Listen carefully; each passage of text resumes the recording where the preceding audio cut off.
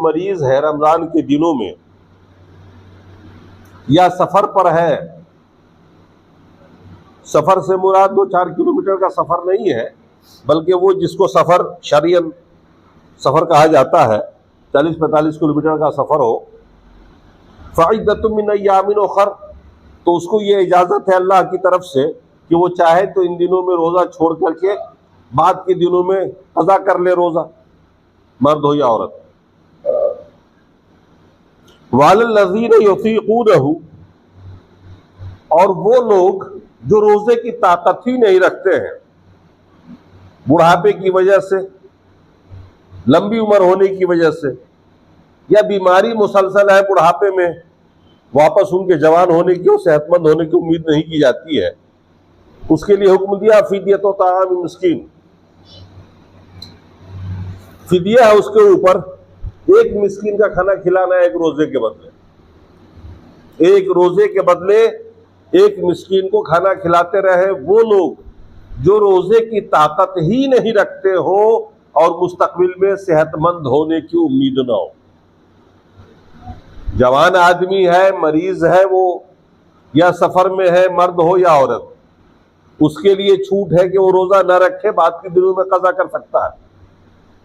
वो लोग जो रोजे की ताकत ही नहीं रखते, मर्द हो या औरत, बुढ़ापे की वजह से या सख्त बीमारी की वजह से, उनके वापस जवान होने की या सेहतमंद होने की उम्मीद नहीं की जाती है, उसके लिए अल्लाह ने फरमाया फ़िदियतु ताआम मिस्कीन, एक मिस्कीन को खाना खिला देना एक रोजे का फिदिया हो जाएगा।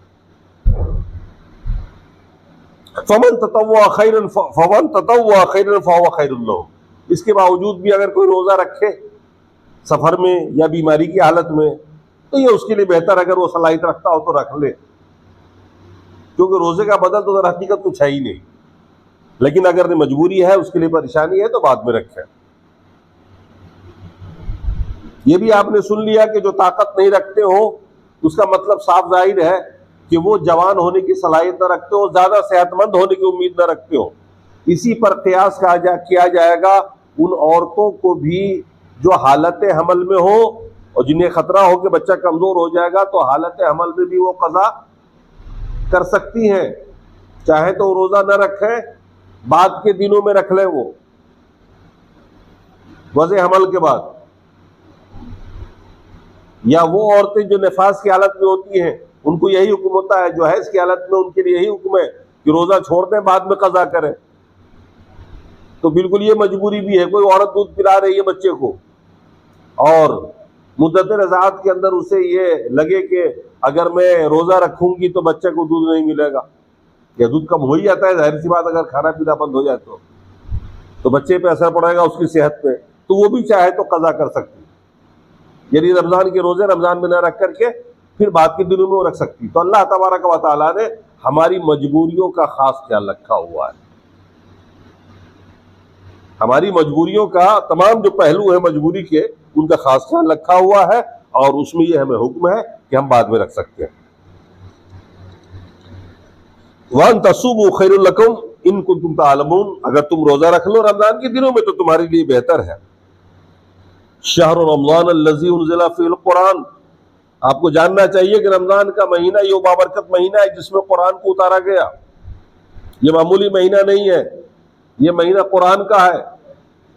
इस पूरे महीने में कुरान ज्यादा से ज्यादा पढ़ा जाना चाहिए, समझकर पढ़ना चाहिए, मुताला करना चाहिए। इसमें हिदायत है लोगों के लिए, वाज़ेह बय्यनात है हिदायत की और फुरकान की, हक़ व बातिल के दरमियान फर्क करने वाली किताब है ये। फमन शाहिदा मिनकुम अश-शहर फलयसुमहु, तुम में से जो लोग रमजान का महीना पाए वो जरूर रोजा रखें। और वही बात फिर एक बार कही जा रही कि तुम में से जो मरीज हो या सफर में हो, फ़इद्दतुम मिन अय्यामिन उखर युरीदुल्लाहु बिकुमुल युस्र, अल्लाह तेरे साथ आसानी का मामला करना चाहता है, वला युरीदु बिकुमुल उस्र, तंगी का मामला नहीं करना चाहता है। ये अल्लाह की तरफ से आसानी ही तो है कि हमें और आपको सफर में और मर्ज की हालत में छोड़ देने की इजाजत है। अगर वो चाहता तो उस हालत में भी फर्ज करता और हमें और आपको रखना पड़ता। बोले तुकमिलुल इद्दह, इद्दत पूरी कर लो ताकि तुम 29 दिन या 30 दिन। बोले तुकब्बिरुल्लाह अला मा हदाकुम, और अल्लाह की बड़ाई बयान करते रहो इस बात पर कि उसने तुम्हें हिदायत दी। लअल्लकुम तशकुरून, और अल्लाह का शुक्रिया अदा करते रहो कि अल्लाह ने आपको हिदायत दी। तो उस अल्लाह की बड़ाई बयान होती रहनी चाहिए, यानी अल्लाह अकबर तकबीर की सदाएं बुलंद होती रहनी चाहिए। इस मसले को खत्म करने के बाद अल्लाह फिर फरमा रहा है, वइज़ा सअलका इबादी अन्नी फइन्नी करीब, जब मेरे बंदे मेरे बारे में सवाल करें कि अल्लाह कहां है, तो उनसे कहो कि मैं करीब हूं तुमसे, इतना करीब हूं कि तुम्हारे शहर से भी ज्यादा करीब।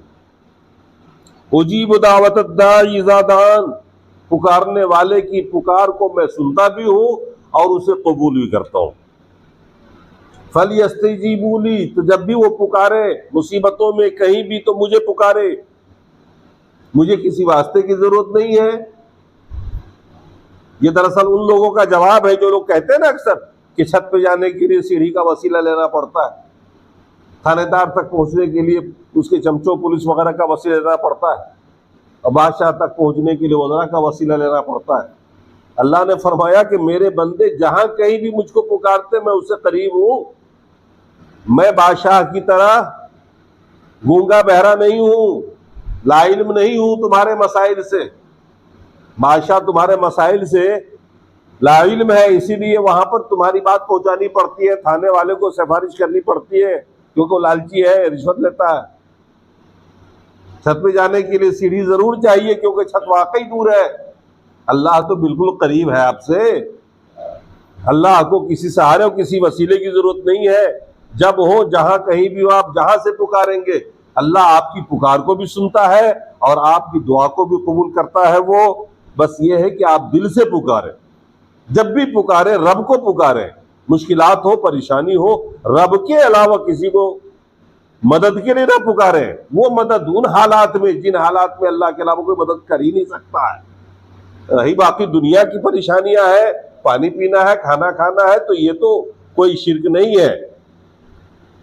दरअसल वो मुसीबत जब आप मरने लगे तो अल्लाह के अलावा दूसरा कोई नहीं आपको जिंदगी दे सकता है। आप बीमार हो तो ऐसी हालत में रब के अलावा किसी को ना पुकारें। आप किसी भी तरह की ऐसी मुसीबत में गिरफ्तार हो, बारिश ना हो रही हो, तो रब को पुकारे, रब के अलावा कोई बारिश देने वाला नहीं है। मुसीबतों में गिर जाए तो रब को पुकारे, क्योंकि उस मुसीबत को दूर करने वाला रब के अलावा कोई नहीं। एक बहुत बड़ी बात कह दी गई और इससे पूरी उम्मत को भी चाहिए कि हिदायत पाए। अब एक मसला है कि रमजान के दिनों में आदमी बीवी से मिल सकता है कि नहीं।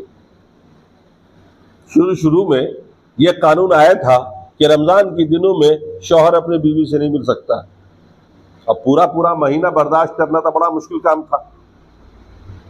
सहाबा बर्दाश्त भी करते रहे, लेकिन एक आध सहाबा से बर्दाश्त नहीं हुआ और रात के किसी हिस्से में उन्होंने मिल लिया, तो अल्लाह तबारक व तआला ने वापस ये छूट नाजिल फरमाई और हमें हुक्म दिया और फरमाया, कुरान की आयत नाजिल हुई। अल्लाह के रसूल के ज़माने की बात है ये, और कुछ सहाबा इस मौलवी सो गए थे।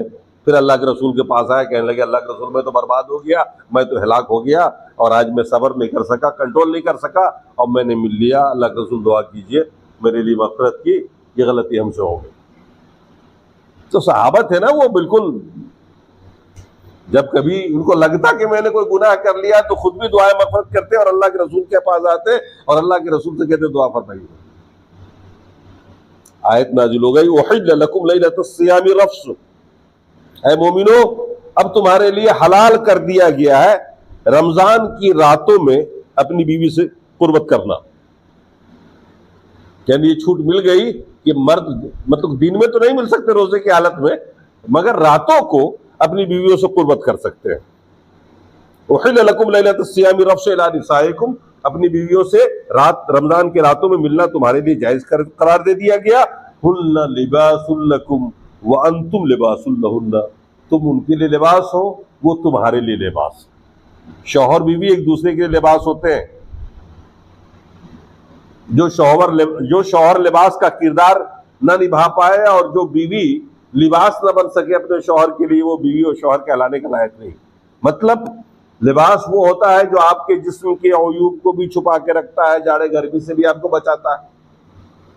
जिस्मानी कमी कमजोरी को भी छुपा के रखता है।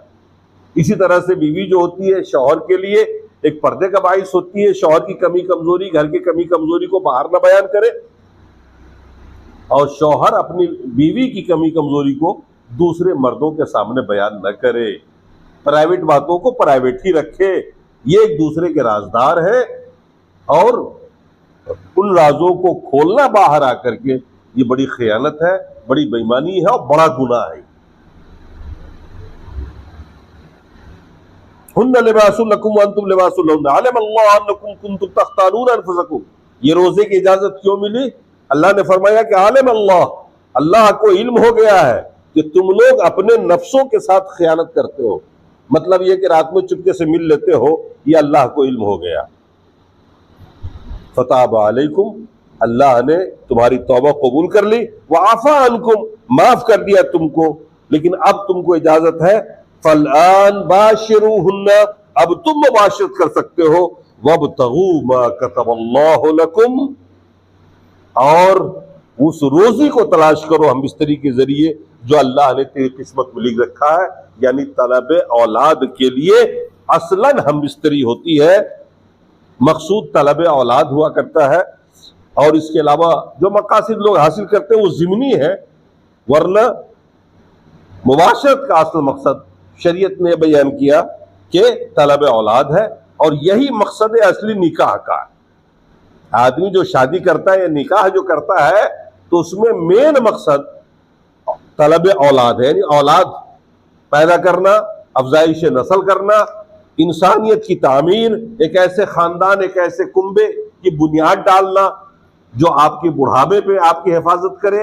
आज आप जवान हैं तो उन बच्चों की हिफाजत करें और उनकी तालीम और तरबियत, ये है असल मकसद, ताकि आपका बुढ़ापा ज़ाया न होने पाए। वरना आजकल आम तौर से ये चल पड़ा है कि बाप माँ को बूढ़ा होने के बाद फौरन ओल्ड होम में दाखिल करा आते हैं।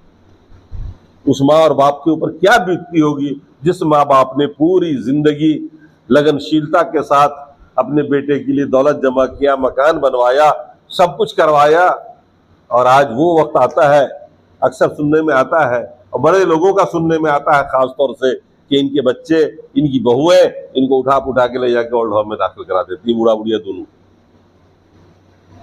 ये नौबत इसीलिए आती है कि आपने दरअसल खानदान की बुनियाद नहीं रखी।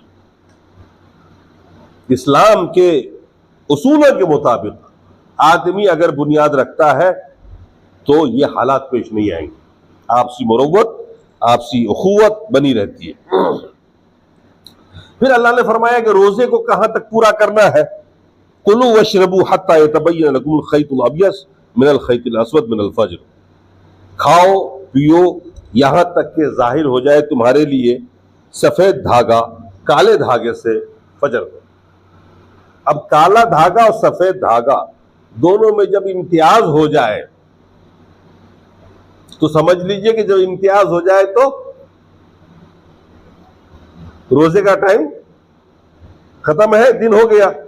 यह मफहूम समझा था कुछ सहाबा ने, यह मफहूम है नहीं इसका, यह मफहूम समझा था कुछ सहाबा। क्या करते थे, एक पैर में काला धागा बांध लेते थे और एक पैर में सफेद धागा, और वो देखते रहते थे। तो जाहिर सी बात है, रात में अंधेरा हो तो दिखेगा तो नहीं ना सफेद धागा, और जब दिखने लगा कि सफेद धागा है तो समझ गए भैया अब सहरी का टाइम खत्म है, अब इसके आगे नहीं खा पी सकते।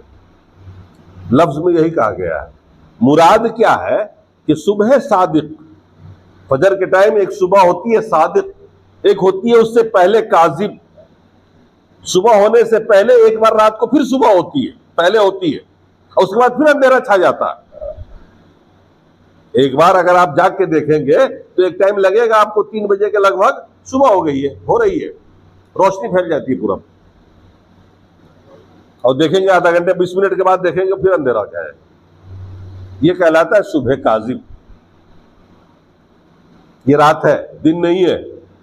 उसके बाद जो सुबह सादिक होती है ना, जब सफेदी छाती है पूरब में, तीनों आसमान, तीनों तरफ देखिएगा एक रंग, इधर देखिएगा एक रंग, ये सहरी का टाइम खत्म है। यार इसे कहते हैं सुबह सादिक, फजर सादिक।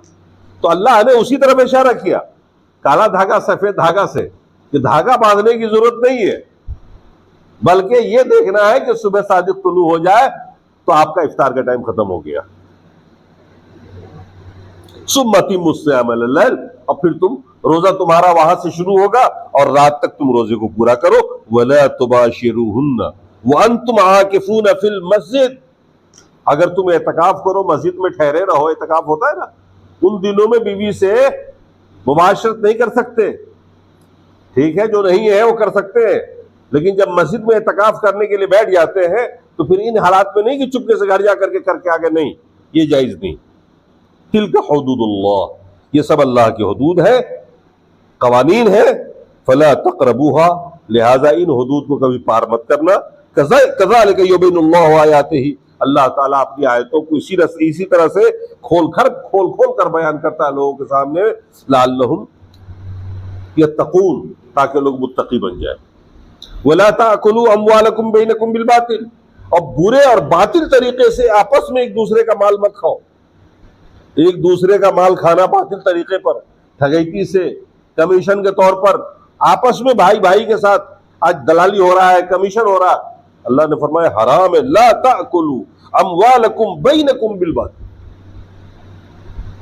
व तुदलू बिहारिल हुक्काम, और ऐसा भी ना करो कि हुक्काम के पास उसकी शिकायत करो जाकर के गलत, ताकि वो फंसे। आज ये सब कुछ आम हो रहा है। लिताकुलू फरीक़म मिन अमवालिन नास बिलिस्म, ताकि तुम अपने ही भाइयों का माल खाओ बुरे तरीके पर। ये सब आजकल हो रहा है मुआशरे में। वह तुम तालमून, तुम जानते हो कितनी बुराई है। आज वो तुम्हारे बस में है तो तुमने उसको निचोड़ दिया है, कल कोई वक्त आएगा तुम उसके बस में जाओगे, फिर वो तुम्हें निचोड़ेगा, तो आपस में अखुवत कहाँ होगी? फिर तो आपस में मुसलमानों में फूट हो जाएगी। तो ये मत करना, ऐसा ये हराम है। फिर ये चांद जो होता है घटता बढ़ता क्यों है? यही लोग सवाल करते थे अल्लाह के रसूल से, तो ये आयत नाज़िल हुई थी कि चांद घटता बढ़ता क्यों है? जैसे सूरज रोजाना पूरा निकलता है ना, तो रात को भी तो चाहिए चांद पूरा के पूरा निकल जाए। अल्लाह कर सकता था ना ऐसा, लेकिन पहली तारीख का चांद पतला सा, फिर मोटा, फिर मोटा, फिर मोटा, ये क्यों होता है? अल्लाह ने फरमाया सलूनका अनिल अहिल्लाह, ऐ रसूल आपसे लोग चांद के बारे में सवाल करते हैं। कुल हिय मवाक़ितु लिन्नास वल हज, ये चांद जो है लोगों के वक्त जानने के लिए और हज के अय्याम जानने के लिए। पहले के जमाने में चांद से ही तारीख का पता लगता था, ये कैलेंडर नहीं था उस जमाने में कि उस कैलेंडर के जरिए पता लगे। दुनिया बहुत पिछड़ी हुई थी ना, तो उस जमाने में लोग जो सफर करते थे, चलते थे, या जो भी हिसाब रखते थे वो उसी चांद के हिसाब से रखते थे और उसी से सारा हिसाब चलता था उनका। उसके बाद एक रस्म था अरब में कि जब वो एहराम बांध लेते थे, हज या उम्रे के लिए निकलते थे, और घर से बाहर निकलने के बाद, चले जाने के बाद उनको कुछ सामान भूल जाते, याद आता फिर वापस घर जाने की, तो अब वो आते तो घर के दरवाजे से दाखिल नहीं होते, बल्कि पीछे की तरफ से दरवाजा बना के या छत को तोड़ के फिर दाखिल होते, अपना सामान लेते, फिर गेट से निकलते थे। एक रस्म चला रहा था पुराने दौर जाहिलियत में, अल्लाह ने उसे खत्म किया और फरमाया लैसल बिर्रु बिअन तअतुल बुयूत मिन ज़ुहूरिहा, ये कोई नेकी नहीं है कि तुम घरों में दाखिल हो उसके छप्पर से, कपड़ा हटा के छप्पर से आओ पीछे की तरफ से। वलाकिन्नल बिर्र मन इत्तक़ा, लेकिन नेकी यह है कि तक़वा तुम्हारे अंदर हो। मतलब इस रस्म को खत्म करो। वअतुल बुयूत मिन अब्वाबिहा, और घरों में दाखिल हो उसके दरवाजे से। वत्तक़ुल्लाह, असल मामला यह है कि अल्लाह का तक़वा रखो अपने दिल में, लअल्लकुम तुफ़्लिहून, ताकि तुम कामयाब हो जाओ। यही वो दिन थे जिन दिनों में मुशरिकीन मक्का ने धमकी दी थी मुसलमानों को जान से मारने की, सोशल बाइकाट किया था। उन लोगों ने ऐलान किया था कि जहां कहीं पाओ मुसलमानों को मारो, काटो। तो अल्लाह ने यह आयत नाजिल फरमाई। मक्के में अल्लाह के रसूल से सहाबा बार बार रिक्वेस्ट करते थे कि अल्लाह के रसूल हमें भी इजाजत दीजिए लड़ने की, लेकिन अल्लाह के रसूल ने हमेशा फरमाया कि नहीं, हमें इजाजत नहीं मिली है लड़ने की। इसीलिए सहाबा एक बड़ी तादाद में जवान होते हुए, हिम्मतवर होते हुए पिटते रहे मक्के में, लेकिन जब मदीना आए और उनका ऐलान आम हो गया मक्के वालों का, खाने काबा बंद कर दिया, सोशल बाइकाट कर दिया, सामाजिक बाइकाट कर दिया, दाना पानी बंद करा दिया, कारोबार बंद कर दिया, मदीने के ऊपर नाकाबंदी कर दी उन लोगों ने, तब अल्लाह ने हुक्म दिया वक़ातिलू फी सबीलिल्लाह अल्लज़ीना युक़ातिलूनकुम, तुम जंग करो उन लोगों से जो तुमसे जंग करते हैं। बहुत क्लियर है, उससे उसको नहीं मारना है जिससे कोई झगड़ा नहीं है। आप बिला वजह किसी को जाते हुए नहीं कुछ कह सकते, जो आपको नुकसान नहीं पहुंचा रहा है आपको उसको नुकसान पहुंचाओगे। वो जो आप पर हमला कर रहा है आप भी अब उससे जंग करो, ये इजाजत दी अल्लाह ने। वक़ातिलू फी सबीलिल्लाह, अब तुमको भी इजाजत है मुसलमानों की, तुम भी अल्लाह की राह में क़ताल करो। अल्लज़ीना युक़ातिलूनकुम, उनसे जो तुमसे जंग करे, तुमसे लड़े। जो न लड़े उनसे बिल्कुल लड़ने की जरूरत नहीं है। आजकल लोग इल्जाम लगाते हैं ना मुसलमानों पर कि इस्लाम तलवार के जोर से पहला, इस्लाम ने हुक्म दिया जहां पाओ वहीं कत्ल करो। अरे तो तुमने ऐलान कर दिया तो उसके जवाब में तो फिर यही ऐलान होना था कि तुम भी मुश्रिकीन को अब जहां पाओ वहां कत्ल करो। ये कौन सा इंसाफ होता कि अल्लाह कहता कि नहीं मुसलमान तुम कटते रहो, वो मारते रहे तुम कटते रहो। तो अल्लाह ताला ने इंसाफ किया, और इतना इंसाफ किया कि फरमाया कि उन्हीं से लड़ो, उन्हीं को कत्ल करो, उन्हीं से जिहाद करो जो तुमसे जिहाद करें। वला तातदू, और हद से न बढ़ो इस मामले में। जिसने जितना तुमको तकलीफ पहुंचाया उतना ही पहुंचा, उससे ज्यादा नहीं पहुंचा सकते, उससे ज्यादा नहीं पहुंचा सकते। अगर घर के एक आदमी एक जवान ने कत्ल किया तो उसी को मारो, उसके बेटे को नहीं मार सकते, उसके बाप को नहीं मार सकते, उसकी मां को नहीं मार सकते। यानी हद से नहीं बढ़ना। अल्लाह ताला अगर आपको ताकत दे दे, इस दुनिया में देखते हैं हम कि जब हम लोगों को ताकत मिल जाती है तो हम लोग हद से बढ़ते हैं ना बदला लेने में। नहले में दहला, ईद का जवाब पत्थर से देते हैं ना हम लोग। इस्लाम कह रहा कि नहीं, हद से नहीं बढ़ना। अगर किसी ने आप पर जुल्म किया है तो आप भी उतना ही कर सकते हो, माफ करो तो नेकी, और अगर करना ही हो तो उतना ही कर सकते हो ना जितना उसने किया। अगर आप ताकतवर हो तो जवाबन उसको पीस डालो, ये तो इंसाफ नहीं। अल्लाह ने फरमाया वला तातदू, तुमने कुछ भी करना है तो हद से मत बढ़ना। इन्नल्लाह ला युहिब्बुल मुअतदीन, अल्लाह हद से बढ़ने वालों को बिल्कुल पसंद नहीं करता। वक़्तुलूहुम हैसु सक़िफ़्तमूहुम, अब अल्लाह ने आम ऐलान कर दिया कि अब तुम भी उन्हें कत्ल करो जहां कहीं तुम पाओ। जैसे उन्होंने ऐलान कर रखा है और तुम्हारे साथ कत्ल कर रहे हैं, तो अब तुमको भी इजाजत है कि जहां पाओ तुम भी कत्ल करो। वअख़रिजू मिन हैसु अख़रजकुम, और तुम भी निकालो उनको मक्के से जहां से तुम्हें निकाला। किसने निकाला था मक्के से मुसलमानों को? उनका अपना घर द्वार था ना, अपने मकानात थे, अपना कारोबार था, निकाला मुशरिकीन ने मुसलमानों को। तो फरमाया कि अब तुम ताकत बनाओ और तुम भी उनको वहां से निकालो। ये इंसाफ की बात है कि नहीं? ये इंसाफ की बात है कि नहीं है? जुल्म तो नहीं है। फरमाया अल्लाह ने वअख़रिजूहुम मिन हैसु अख़रजूकुम वल फितनतु अशद्दु मिनल क़त्ल, और याद रखना कि शिर्क जो है ना, फितना, शिर्क का फितना, ये कत्ल से बढ़ के है। किसी आदमी को कत्ल कर दिया मामला वही खत्म हो जाता है, ये कोई बहुत बड़ा जुल्म नहीं है। इसके बनिस्बत शिर्क ये एक ऐसी आग है जो अगर लग जाए तो पूरा का पूरा माहौल और मुआशरा खराब हो जाएगा, और इसमें कत्ल भी होगा, ज़िना भी होगा, शराब सूद, सारी बुराइयां होती चली जाएंगी। वला तुक़ातिलू इंद मस्जिदिल हराम, अल्लाह ने यह भी कहा कि मस्जिद हराम के पास कताल मत करना। हत्ता युक़ातिलूकुम, यहां तक कि अगर वो खुद ही तुमसे मस्जिद हराम में कताल करे, उसके आसपास करे, तो फिर करना मजबूरी तुम्हारी। फ़इन क़ातलूकुम फ़क़्तुलूहुम, अगर तुमसे वो जंग करे वहां पर तो तुम भी जंग करो। कज़ालिका जज़ाउल काफ़िरीन, काफिरों का यही बदला है। वक़ातिलूहुम हत्ता ला तकून फितना, और ये जंग उसी वक्त तक करोगे जब तक कि फितना खत्म ना हो जाए। अगर उनकी तरफ से फितना खत्म हो जाता है तो फिर अब ये जंग नहीं होगी। बात समझ गए आप? ये जो कहते हैं ना कि हमेशा मुसलमान ऐसा करने को इजाजत नहीं, ये उसी वक्त तक है जब तक उनके ऊपर जंग को थोपा जाएगा। अगर जंग न थोपा जाए मुसलमानों पर तो फिर लड़ने की कोई जरूरत ही नहीं। अब आज का माहौल देखिए, पूरा बंद माहौल है। मुसलमानों ने भी उस वक्त हथियार उठाया जब उनके ऊपर बद्र में धमकी दी, उहद में धमकी दी, बल्कि चढ़ के आए वो लोग। 3 जंगें जो हुई हैं, मदीने पे हमला किया है, वो सब हमला मुशरिकीन ने किया था। मुसलमानों ने तो मुदाफियत की है, अपनी तरफ से मुदाफियत की है, बचाया है खुद को। ये लड़ने तो नहीं गए थे, थोपा उन्होंने जंग को, मजबूरन लड़ना पड़ा मुसलमान। यहूदियों से जंगें जो हुई है वो यहूदियों की बदआदी की वजह से हुई। मक्का पर जो हमला हुआ है, ये मुशरिकीन मक्का ने जो मुआहिदा सुलह हुदैबिया में किया था ना कि हम 10 साल तक लड़ेंगे नहीं, न एक दूसरे के दोस्तों को तकलीफ देंगे, आपका जो हमदर्द कबीला होता था ना एक दूसरे का मुआविन, हम उन पर किसी भी हमला नहीं करेंगे। और रातों रात इन लोगों ने हमला किया, अल्लाह के रसूल के साथ जो कबाइल हमदर्दी रख रहे थे उन पे हमला किया और कत्ल कर दिया। तो मुआहिदा भी उन्होंने तोड़ा ना। जब मुआहिदा तोड़ेंगे तो उनसे जंग करना तो जायज हो जाएगा ना, बदला लेना तो जायज हो जाएगा ना। और इसी तरीके से देख लीजिए तबूक की जंग जो हुई, सरिया मोता जो है, बड़ी बड़ी जंगें हुई हैं जिसमें खुद अल्लाह के रसूल गए। वो जंगें क्यों हुई थी? अल्लाह के रसूल ने सफीर भेजा था और सफीर सहाबा थे और सहाबा को उसने कत्ल कर दिया था बेदर्दी से। आपके पास किसी मुल्क का सफीर आए, एलची आए और उसे आप कत्ल कर दें?